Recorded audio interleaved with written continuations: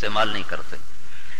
ورنہ ہر انسان میں پیدائشی طور پر ویسے تو اندر جو چیز جاتی ہے وہ تو لامحدود ہے. جب سے بچے کی نظر دیکھنا شروع کرتی تو اس کے دماغ کے اندر وہ چیز نقش ہوتی جاتی ہے. لیکن ایک وقت میں 10 کھرب معلومات کو انسان اپنے دماغ میں حاضر کر سکتا ہے. استعمال نہ کرنے کی وجہ سے ختم ہو جاتی ہیں استعدادیں. باقی جتنی مخلوق ہے ان کو اللہ تعالی کا دیا ہوا علم پہلے دن سے ہوتا ہے. چونٹی کو سیکھنا نہیں پڑتا کہ قطار بنانی، انسان سیکھتا ہے کہ لائن بنانی. اور چونٹی کو سیکھنا نہیں پڑتا کہ میں نے گھر بنانا ہے کیسے بناؤں، یہ علم اس کے اندر ودیت کیا ہوتا. ایک چونٹی کی کیا حیثیت ہے؟ 10 کروڑ چونٹیوں کا اگر نروس سسٹم نکال لیا جائے، 10 کروڑ چونٹیوں کا نروس سسٹم نکال کے تولا جائے تو اس کا وزن 20 گرام بنتا ہے. 20 گرام. تو ایک چونٹی کا نروس سسٹم تو ویسے تل نہیں سکتا، تو اس کا لائن بنانا اور شربت کا قطرہ ٹیبل پہ گرا اور 5 منٹ کے بعد چونٹیوں کا وہاں جمع ہونا، کیا اللہ کا دیا ہوا علم ہے. اور وہ ہمارے سامنے گرتا ہے اور ہمارے ناک میں لاکھوں چونٹیاں سما سکتی ہیں، ہمیں اس کی خوشبو نہیں آتی. ایک انسانی ناک میں لاکھوں کروڑوں چونٹیاں سما سکتی ہیں اور ہمارے سامنے شہد کا قطرہ گرتا ہے، ہمیں اس کی کوئی خوشبو نہیں آتی. 5 منٹ کے بعد وہاں سینکڑوں چونٹیاں پہنچ چکی ہوتی ہیں. انہیں دور اپنے گھر میں اس کی خوشبو کون پہنچاتا ہے اور کیسے پہنچتی؟ تو باقی جتنی مخلوق ہے ان کو اللہ علم دے دیتا، انہیں سیکھنا نہیں پڑتا، ملا ہوتا ہے. انسان پیدائشی طور پہ جاہل پیدا ہوتا ہے، پھر یہ سیکھتا ہے. پھر انسان اور غیر انسان میں فرق ہے کہ غیر انسان غلط نہیں سیکھتا، ہمیشہ صحیح سیکھتا ہے، اور انسان غلط بھی سیکھتا ہے صحیح بھی سیکھتا ہے. جتنے انسان کے علاوہ مخلوق ہے ان کے علم میں غلط چیز کو قبول کرنے کے لیے کوئی چپ موجود ہی کوئی، صرف صحیح چیز اندر جائے گی، غلط چیز اندر نہیں جا سکتی. اور وہ پیدائشی طور پر اپنا پورا علم لے کر پیدا ہوتی. کتا بھاگتا ہوا آ رہا ہے، سامنے پانی، وہ رفتار ایسا نہیں کرتا، وہ ایک دم چھلانگ لگاتا ہے، حالانکہ وہ پہلی دفعہ پانی دیکھ رہا ہے، لیکن اس کے لاشعور میں اللہ نے ڈالا ہے کہ تجھے تیرنا آتا ہے، چھلانگ لگاتا ہے، پار نکل جاتا ہے. ہاتھی بھاگتا ہوا آتا ہے، پانی کو دیکھ کے کھڑا ہو جاتا ہے، وہ پہلے اپنا پاؤں اندر ڈالتا ہے کہ دیکھو میرا پاؤں لگتا ہے کہ نہیں لگتا. اگر اس کا پاؤں اندر لگے پھر وہ اگلا پاؤں اندر ڈالتا ہے، ورنہ وہ پاؤں اپنا پیچھے ہٹا لیتا ہے. اسی کس نے بتایا کہ تو ڈوب جانا ہے، تیرا وزن اتنا ہے تیرے کو سنبھلنا ہے تو ڈوب جانا ہے. ربنا الذی اعطى كل شيء خلقه ثم هدى. رب وہ رب ہے جو ہر چیز کو پیدا کرتا ہے، اسے زندگی کا علم دیتا ہے. تو ساری کائنات کو اللہ تعالیٰ پیدائشی طور پر، وہ نباتات ہو، وہ حیوانات ہو، وہ پرندے ہوں، وہ مچھلیاں ہوں، اللہ نے ان کو یہ علم دیا ہے کہ انہیں زندگی کیسے گزارنی ہے، ان کی ضرورت کیا ہے، ضرورت کے خلاف کیا ہے، مفید کیا ہے، مضر کیا ہے. ہر چیز کو وہ سمجھتے ہیں، پہچانتے ہیں.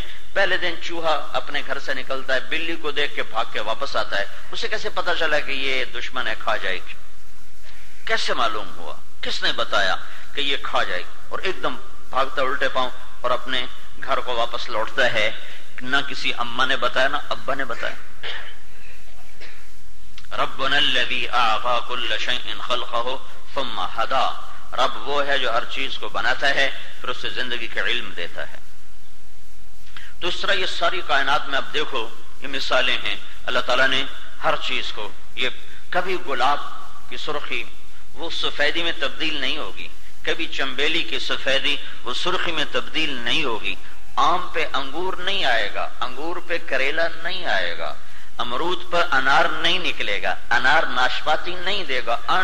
بالکل بے جان بے عقل درخت ہے، لیکن اسے پتا ہے مجھے انار بنانا ہے، مجھے سیب بنانا ہے، مجھے آم بنانا ہے، مجھے اس میں مٹھاس بھرنی ہے، مجھے کنو بنانا ہے، اس میں کھٹاس بھرنی ہے، مجھے لیمو بنانا ہے، مجھے اسے کھٹا کرنا ہے. یہ آسمان والے کا دیا ہوا علم ہے جو نباتات کو بھی ہے، حیوانات کو بھی ہے، ساری کائنات کو. انسان اس کے علاوہ ہے، یہ سب سے افضل ہے، سب سے بہتر ہے، لیکن یہ پیدائشی طور پر جاہل پیدا ہوتا ہے. پھر یہ سیکھتا ہے، پھر اس کے سیکھنے میں دونوں امکان ہیں، غلط بھی سیکھتا ہے، صحیح بھی سیکھتا ہے، یہ جھوٹ بھی بولنا سیکھتا ہے، سچ بولنا بھی سیکھتا ہے، یہ نکاح بھی کرتا ہے، زنا بھی کرتا ہے، شراب بھی پیتا ہے، شربت بھی پیتا ہے، تجارت بھی کرتا ہے، سود بھی کرتا ہے، یہ دونوں کام کر سکتا ہے، توحید پہ بھی آتا ہے، کفر پہ بھی آتا ہے، تلاوت پر بھی آتا ہے، گانے سننے پر بھی آتا ہے، تو یہ اس کے اندر غلط اور صحیح دونوں چلتے ہیں، باقی مخلوق کا امتحان نہیں ہے، لہذا وہ ٹھیک ٹھیک چلتے ہیں، وہ کبھی غلط کرتے نہیں۔ آپ شیر کے آگے پلاؤ رکھو کبھی نہیں کھائے گا، کہ میرا پرہیز، بکری کے آگے گوشت رکھو تازہ، کہے گی میرا پرہیز، میں نہیں کھاتا، ڈنڈے مارو نہیں کھائے گی۔ شوگر والے مریض کے آگے مٹھائی رکھو، چاہے ڈاکٹر ہی کیوں نہ ہوگا، وہ ضرور اٹھائے گا برفی یا لڈو آگ سے ادھی گولی ود کھا لے سا، اپنے آپ کو خود سمجھائے گا ادھی گولی ود کھا لے سا۔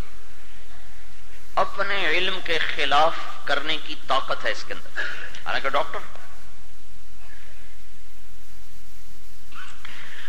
تو انسان چونکہ امتحان کی جگہ ہے، باقی مخلوق کا امتحان نہیں، وہ تمہاری هو الذی خلق لکم ما فی الارض جمیعا، میں قربان جاؤں، یہ سب کچھ کیوں ہے کہ یہ سب کچھ تمہاری خدمت کے لیے ہے۔ اگر ان کو بھی سیکھنا پڑتا تو تمہاری خدمت کون کرتا؟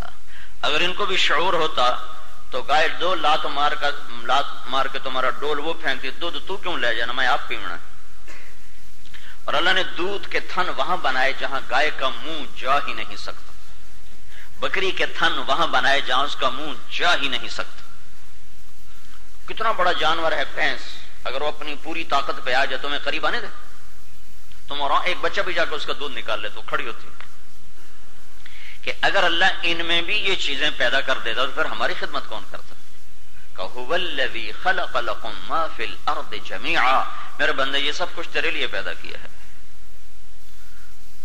تم سیب کاشت کرتے، وہ باغی ہو جاتے، نہیں جی حضرت انہوں نے نیبو لے آمنا، سیب لے آمنا ہی کوئی نہیں، تمہاری محنت تو گئی تھی نا۔ ہمارا علاقہ آم کا ہے، ملتان کی مارکیٹ آم کی ہے، سرگودا کی مارکیٹ کنو کی ہے، ہم نے آم کاشت کیے ویکھا تو کنو جمے پہ تو ساڈا بٹھا تو بہ گیا نا۔ تو اللہ نے ان کو پابند کر دیا، خبردار، جو کہہ دیا ہے کرتے جاؤ، کیونکہ تم انسانوں کی خدمت کے لیے پیدا کیے گئے ہو۔ اور اسی کو، یہ تو میں نے قرآن سے بتایا، هو الذی خلق لکم ما فی الارض جمیعا، اسی کو حدیث سے، یا ابن آدم خلقت الاشیاء لاجلک، میرے بندے ساری کائنات تیرے لیے بنائی۔ لیکن اگلا سوال بھی ہے، تو کس لیے؟ صرف روٹی پاڑ، کاروبار کر، بس پیپل کلونی گھر بنا تے مر جا، پتراں دا چنگا جوڑ لیا بس ہوں خیر ہے، تو صرف اسی کام کے لیے آیا۔ تو میں کس لیے ہوں؟ گائے میرے لیے دودھ دے، بھینس میرے لیے دودھ دے، بکرے میرے لیے ذبح ہوں، مرغیاں میرے لیے انڈے دیں، مرغیاں میرے لیے ذبح ہوں، سیب میرے لیے بنایا جائے، آم میرے لیے پکایا جائے، سورج میرے لیے نکلے، چاند میرے لیے چمکے، ستارے میرے لیے جھلملائیں، زمین کا فرش میرے لیے بچھا، آسمان کی بارش میرے لیے ہوئی، قوس و قزح کے رنگ میرے لیے ہوئے، بادلوں میں چمک، بجلیاں کو چمکنا کتنا بڑا نفع ہے، کروڑوں ٹن نائٹروجن اللہ زمین میں پھینکتا ہے۔ جب ایک دفعہ بجلی چمکتی ہے تو کئی کروڑ ٹن نائٹروجن وہ زمین میں چلی جاتی ہے۔ تو مجھے ضرورت ہے کہ زمین میں نائٹروجن ہونی چاہیے تاکہ میری فصل اچھی ہو۔ تو یہ سب کچھ تو میرے لیے ہے، پانی کا بہنا، ہواؤں کا چلنا، دریاؤں کا وہ پہاڑوں سے چشموں کی شکل میں ابلنا، پھر ندیوں کی شکل میں بدلنا، پھر اسے جنوب کی طرف بہانا، زمین کو جنوب میں ڈھلوا دے دینا، شمال میں اونچا کر دیا، جنوب میں ڈھلوان دے دی، سمندروں کا رخ جنوب میں رکھا، پہاڑوں کا رخ شمال میں رکھا، دریاؤں کو پہاڑوں سے نکالا اور جھکاؤ دیا۔ نشیب ہے، خود بخود نشیب ہے زمین کا، جو دریاؤں کو جا کے سیدھا سمندر میں ڈالتا ہے۔ اتنا نظام اللہ نے پہلے کر دیا، پھر سمندر کا پانی کڑوا کیا، دریا کا میٹھا کیا۔ ھذا عذب فرات، یہ تیرے لیے میٹھا مزیدار، ھذا ملح اجاج، یہ تیرے لیے کڑوا بدبودار۔ میں کئی دفعہ سوچتا تھا کہ اللہ تعالیٰ نے میٹھا پانی نعمت، یہ تو بات صحیح ہے، لیکن اللہ کہتا ہے یہ کڑوا بھی تیرے لیے نعمت ہے، یہ کیا نعمت ہے؟ کئی دفعہ میں نے اس آیت کو سوچا کہ اللہ نے اس کو بطور نعمت کے ارشاد فرمایا، ھذا ملح اجاج، یہ ہے کڑوا کسیلا بدبودار، یہ بھی تیرے لیے نعمت ہے۔ تو ایک دن بیٹھے بیٹھے مجھے خود خیال آیا کہ اگر یہ समंदर के पानी में नमक ना होता तो बादल ना बनते, बारिश ना होती। अगर समंदर का पानी मीठा होता तो इसके बुखारात तो बनते पर बारिश ना होती। वैसे तो अल्लाह बगैर बादलों के बरसा दे, पर यह असबाब का जहान है, अल्लाह असबाब से निजाम बनाता है। ये कड़वा होना हमारे लिए नेमत बना कि ये बारिश का सबब कड़वा होना हमारे लिए नेमत बना कि इसमें इतना तेजाब है कि इसमें कोई गंदगी ठहर नहीं सकती। अगर ये मीठा पानी होता तो इसमें पैदा होते गंद और ये बनता जौहड़ और इसमें पैदा होती गलाजत। फिर कराची के समंदर की हवाएं फैसलाबाद के इंसानों को बर्बाद करके रख देती कि उसमें इतना गंद जमा हो जाता कि उसे कौन साफ करता। अल्लाह ने उसमें डाला नमक। अब ये नमक कौन डालता है? कोई वहां खेवड़ा में ट्रक खड़े हुए हैं जो ट्राले बना बना के जाके समंदर में फेंक रहे हैं। ये नमक कौन डालता है? ये दरियाओं के जिम्मे लगाया कि जमीन का नमक चूसते जाओ और आगे बढ़ते जाओ और जाके समंदर में डालो।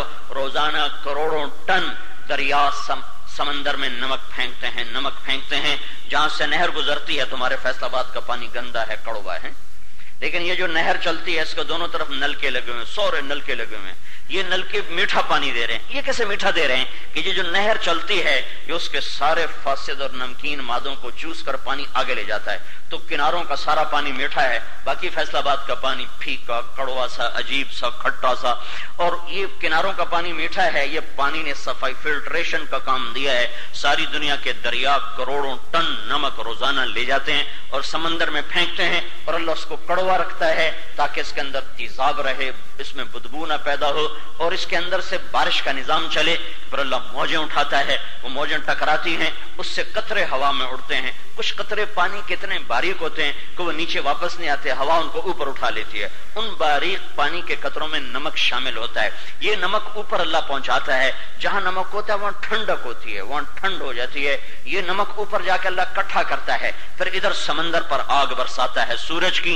1 सेकंड में 15 अरब टन पानी बुखारात बन के हवा में उड़ता है। 1 सेकंड में 15 अरब टन पानी बुखारात बन के हवा में जाता है। ये बुखारात ऊपर जाते हैं, ऊपर वो पानी के जर्रात जिनमें नमक मिला हुआ था वो पहले से मौजूद है, सारी फिजा में है। जहां अल्लाह बारिश का इरादा करता है वहां के नमक को इजाजत देता है, वो अपनी ठंडक को बढ़ाता है। तो फिर बुखारात पानी के कतरात में तब्दील होते हैं, उसमें फिजा का रंग शामिल करके बादल बनाता है।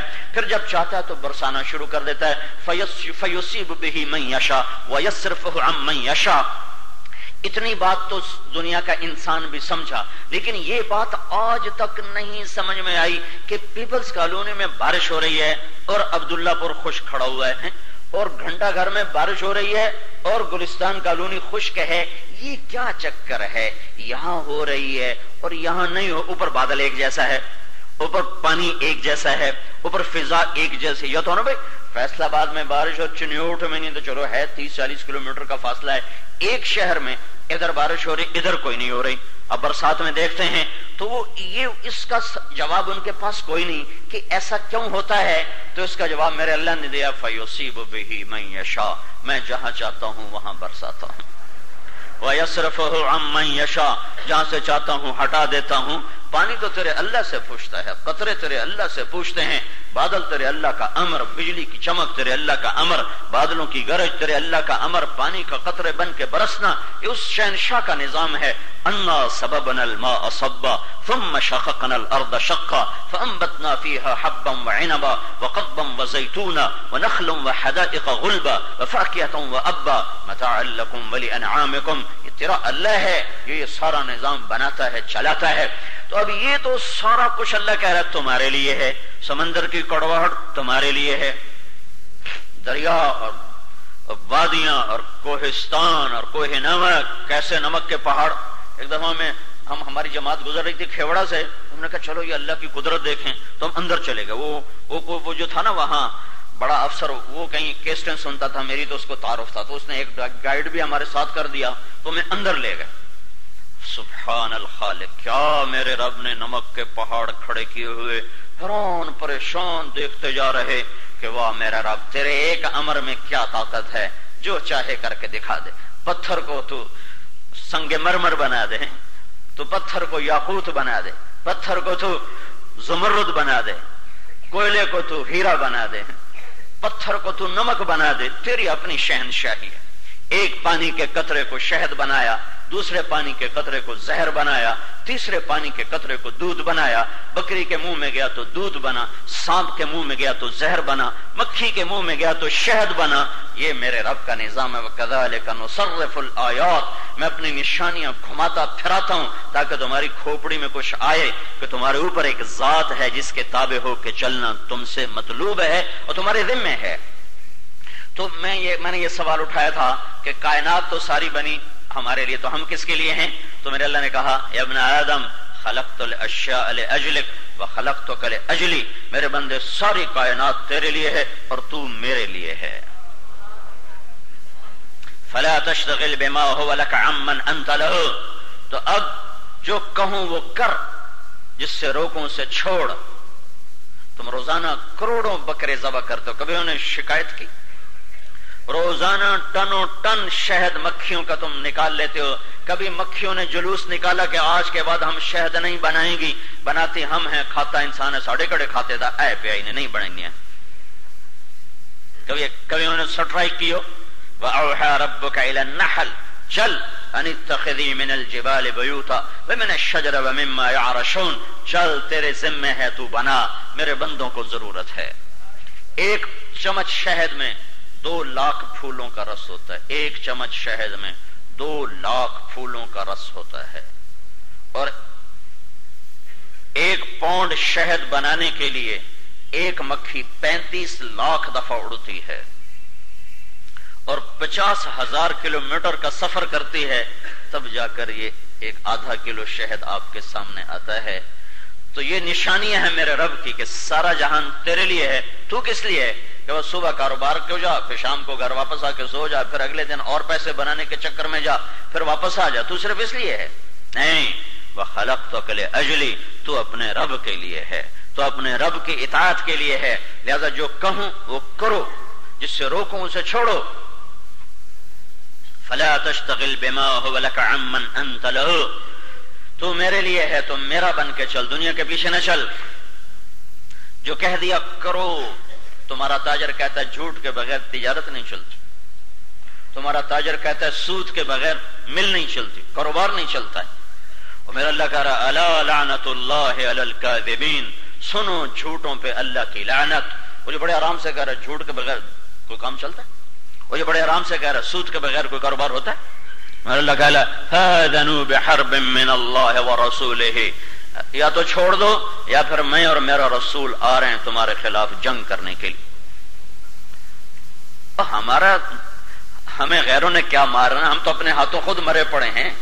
ہندوستان ہمیں کیا مارے گا اور امریکہ ہمیں کیا مارے گا، ہم تو اپنے ہاتھوں خود مرے پڑے ہیں۔ جب سارا بازار سود پہ ہو تو اللہ کا اعلان ہے میں اور میرا رسول تمہارے خلاف جنگ کریں گے، تو اب کون ہماری مدد کرے گا؟ ان ینصرکم اللہ فلا غالب لکم وان یخذلکم فمن ذا الذی ینصرکم من بعدہ، اگر میں نے تمہیں چھوڑ دیا تو کون ہے تمہاری مدد کرنے والا؟ کس کو مدد کے لیے پکارو گے جب میں نہیں چھوڑ دیا؟ اور اگر میں تمہارے ساتھ ہو جاؤں تو پھر کون ہے تم پہ غالب آنے والا؟ ان ینصرکم اللہ فلا غالب لکم، کہ مجھے ساتھی بناؤ پھر دیکھو کیا ہوتا ہے۔ تو میرے بھائیو، انسان کا جو علم ہے یہ غلط بھی چلتا ہے صحیح بھی چلتا ہے، پھر یہ تجربات کا علم ہے، تجارب ہیں، تجربوں سے ہے، اور اس لیے اللہ تعالی ہمارے سارے علم کو کہتا ہے قل هل عندکم من علم، کس علم کے دعوے پر میرے حکم کے خلاف ہو، دکھاؤ تو صحیح، فتخرجوہ لنا۔ جیسے کوئی شاگرد استاد سے الجھ پڑے تو استاد کہتا ہے تو زیادہ جانتا ہے کہ میں زیادہ جانتا ہوں، جو کہہ رہا ہوں یہ ٹھیک ہے۔ تو میرا اللہ مجھ سے کہہ رہا ہے قل هل عندکم من علم فتخرجوہ لنا، کس علم کی بنیاد پر تو میرے علم کو ٹھکرا رہا ہے کوئی تیرے پاس تو مجھے دکھا، فتخرجوہ لنا، کدھر ہے کوئی سند، کوئی دکھا۔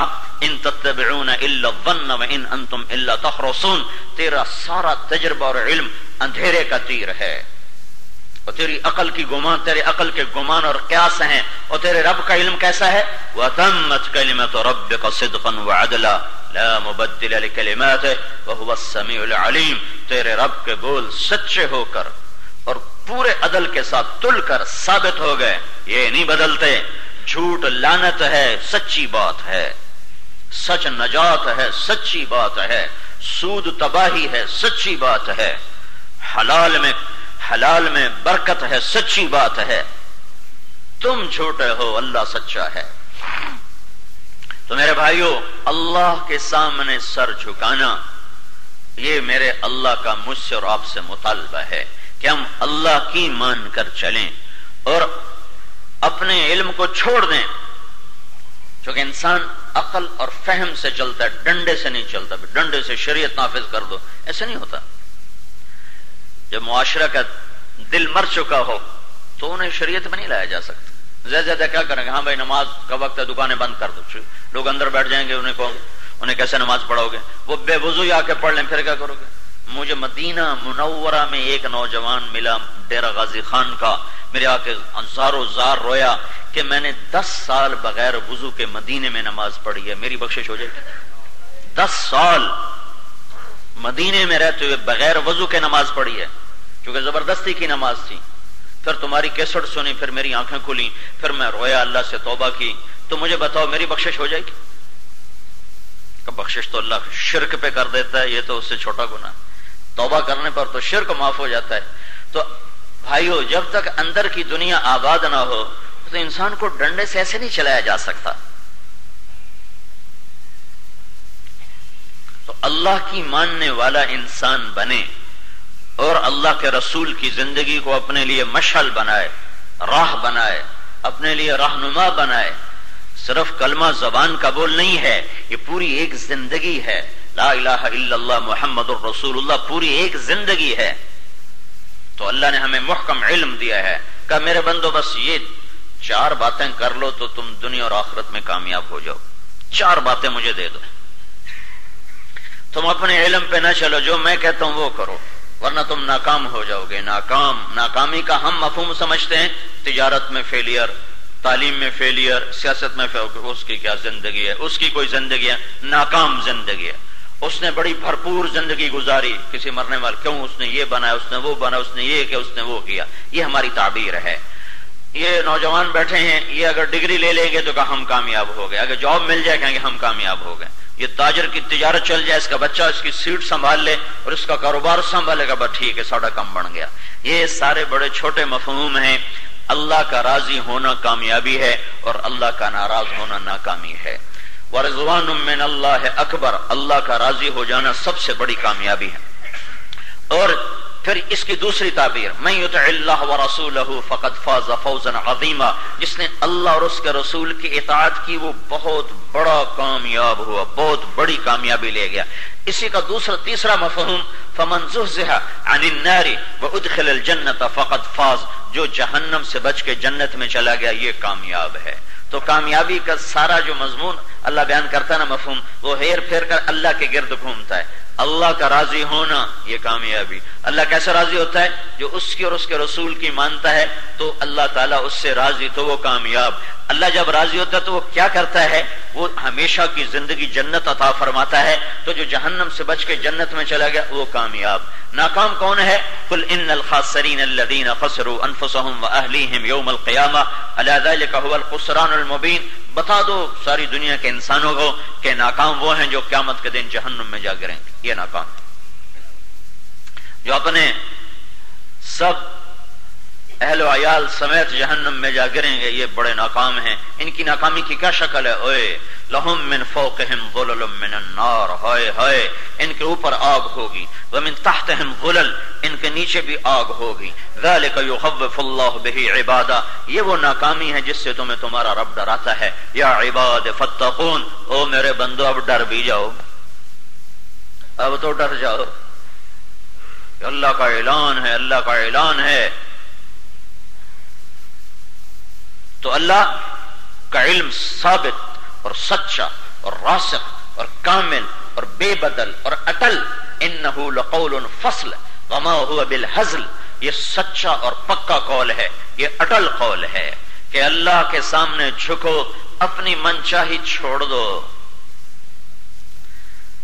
جانور تو غلط چیز قبول نہیں کرتے نا، غلط چیز قبول کر ہی نہیں سکتے، لیکن انسان غلط قرآن بھی سن سکتا ہے، میوزک بھی سن سکتا ہے، نہ قرآن سنتے ہوئے پردے کھلیں گے، نہ گانا سنتے ہوئے پردے پھٹیں گے. یہ نظر جھکا بھی سکتا ہے، اٹھا بھی سکتا ہے. نہ نظر اٹھانے سے کوئی آنکھوں میں تیر آئے گا، نہ نظر جھکانے سے کوئی نظر زیادہ تیز ہو جائے گی. یہ سود کی روٹی بھی کھا سکتا ہے، حلال کی بھی کھا سکتا ہے. نہ سود کی روٹی کڑوی ہوگی، نہ حلال کی روٹی میٹھی ہوگی. یہ زبان سے جھوٹ بھی بولتا ہے، سچ بھی بولتا ہے، گالی بھی دیتا ہے، دعا بھی دیتا ہے. زبان اپنا کام کرے گی، لیکن ایک کمپیوٹر اپنا کام کر رہا ہے اور اوپر والا نہ سویا ہے، نہ غافل ہے، نہ تھکا ہے، اور وہ اعلان کرتا ہے وَلَا تَحْسَبَنَّ اللَّهَ غَافِلًا عَمَّا يَعْمَلُ الظَّالِمُونَ. بتا دو میں تمہارے ظلم سے غافل نہیں ہوں، دیکھ رہا ہوں. یہ جزا سزا کا جہان نہیں ہے، یہ جزا سزا کا جہان نہیں ہے، یہ امتحان کی جگہ ہے. امتحان. یہاں تم پیپر دے رہے ہو، پیپر. یہ آئیڈیل ہوم نہیں ہے، یہ آئیڈیل کالونی نہیں ہے. ایک جگہ سے میں گزرا تو لکھا تھا آئیڈیل کالونی. میں کہ بڑے کمل ہیں، دنیا جو بڑا ہی کھلوتے ہیں آئیڈیل کالونی. دنیا ٹیسٹ پیپر ہے، یہ آئیڈیل ہوم نہیں بن سکتا. پیپر ہے، پیپر. امتحان کے کمرے میں تمہیں کون سہولتیں دے گا؟ وہ تمہیں ٹارچر دے گا، سوال الٹا کر کے پیش کریں گے کہ سیدھی بات کو بھی الٹا کے پیش کریں گے. آپ اسے سیدھا کرو، اس میں سے صحیح مطلب نکال کے ہمیں بتاؤ. تو اس زمین آسمان یہ اللہ نے امتحان کے لیے بنایا ہے، یہ جزا سزا کی جگہ نہیں ہے. یہاں نبی سولیوں پہ چڑھا دیے گئے، آروں سے چیر دیے گئے، گلے کاٹ دیے گئے، اور میرے اللہ کا آسمان بھی کھڑا رہا، زمین بھی بچھی رہی، ہوائیں بھی چلتی رہیں. کچھ نہ ہوا کہ یہ امتحان ہو رہا ہے، پیپر ہو رہا ہے. میرے محبوب کا خاندان سب سے عالی خاندان. اللہ کے رسول نے فرمایا اللہ نے آدم کی ساری نسل میں سے عربوں کو چنا، پھر عربوں میں سے اللہ تعالیٰ نے مضر کو چنا، پھر مضر میں سے اللہ تعالیٰ نے قریش کو چنا، پھر قریش میں سے اللہ تعالیٰ نے ہاشم کو چنا، پھر ہاشم میں سے اللہ نے میرا انتخاب کیا. میں کائنات میں سب سے اعلیٰ نسل ہوں، عالی حسب ہوں. مجھ سے بڑا نسب کسی کا نہیں ہے، مجھ سے بڑا حسب کسی کا نہیں ہے. آدم علیہ السلام تک کسی کا نسب محفوظ نہیں. یہ واحد ہستی ہے جس کا نسب عبداللہ سے چل کر آدم تک چلتا ہے. محمد بن عبداللہ بن عبد المطلب بن ہاشم بن عبد مناف بن قصی بن کلاب بن مرہ بن کعب بن لوی بن غالب بن فہر بن مالک بن نضر بن کنانہ بن خزیمہ بن مدرکہ بن الیاس بن مضر بن نزار بن معاد بن عدنان بن اود بن حمیسہ بن سلامان بن عوس بن بوز الداس بن یدلاف بن طابخ بن جاحم بن ناحش بن ماخی بن عیفی بن عبقر بن عبید بن الدعاء بن حمدان بن سنبر بن یثربی بن یحزن بن یلحن بن ارعوا بن عیدی بن زیشان بن عیسر بن اقناد بن ایہام بن مقصر بن ناحث بن زارح بن سمی بن مزی بن عوض بن عرام بن قیدار بن اسماعیل بن ابراہیم بن آدر بن ناحور بن سروج بن رعو بن فائج بن عابر بن ارفخشاد بن سام بن نوح بن لامک بن متوشال بن ادریس بن یرد بن ملحلئیل بن قینان بن آنوش بن شیسر بن آدم علیہ السلام. یہ ایسا عالی نسب ہے، ایسا پاک نسب ہے جس میں محمد الرسول اللہ صلی اللہ علیہ وسلم کو وجود ملا، پیدائش ہوئی. ان کا نواسا حسین کون؟ فاطمہ کا بیٹا. فاطمہ کون؟ محمد کے جگر کا ٹکڑا. کا فاطمہ میرے جگر کا ٹکڑا ہے، جو اسے تکلیف دے گا مجھے تکلیف دے گا، جو اسے راحت پہنچائے گا مجھے راحت پہنچائے گا. اور اس کے بیٹے کو نیزے پہ چڑھا دیا گیا اور اس کے جسم کو کوفے کی کربلا کی مٹی میں روندنے کے لیے چھوڑ دیا گیا. 16 آل رسول کے سر کٹ کے نیزوں پہ چڑھ گئے. 16 آل رسول، ہاں معمولی نہیں. 16 56 تو دوسرے تھے خدمت گزار، 16 اہل بیت میں سے تھے، اور سب کے سر. اور شمر تلوار لہرا رہا ہو، اور ابن زیاد غرا رہا ہو، اور یزید حکمران بن کے بیٹھا ہوا ہو، اور آل رسول کے سر نیزوں پہ چڑھے ہوئے ہوں. یہ امتحان ہو رہا ہے، یہ جزا سزا کی جگہ نہیں ہے، اور نہ کوئی ان کا بال نہ اکھاڑ سکتا. امتحان ہے، امتحان ہے. تو میرے بھائیوں یہ مزے کی جگہ نہیں ہے، امتحان کی جگہ ہے. عصر کا وقت تھا، حضرت ام سلمہ خواب سوئی ہوئی تھیں، تو آپ نے خواب میں دیکھا اللہ کے نبی کہ سر میں مٹی پڑی ہوئی اور بال بکھرے ہوئے اور داڑھی میں مٹی اور چہرہ اترا ہوا، کپڑے غبار آلود. عرض کی یا رسول اللہ خیریت تو ہے، کیا ہوا؟ کہا اپنے بیٹے حسین کا قتل دیکھ کے آ رہا، میری امت نے اسے قتل کر دیا ہے۔